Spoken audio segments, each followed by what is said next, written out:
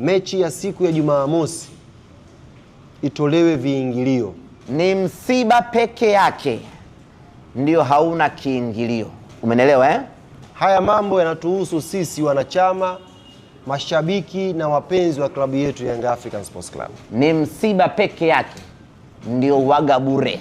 Naomba nisisitize hapa, starehe yoyote iliyobaki hapa duniani ina kiingilio chake. Ombi hili limeombwa na wanayanga kwa viongozi wa Yanga, na viongozi wa Yanga wameruhusu ombi hili kwa wanayanga. Tuna kila sababu ya kuonesha tofauti ya sisi na wengine. Kina uchizi hao. Usijisumbue kunitajia na hiyo nyingine. Na wengine waovu wameshaanza kuongea tu, anatuombea mabaya kweli yatokee Jumamosi pa tushinde qualify. Sisi ndio timu pekee ya Tanzania ambayo imepata ushindi ugenini. Yote yamehifadhiwa hapa. Sisi wakubwa tuna kifua cha kustahimili.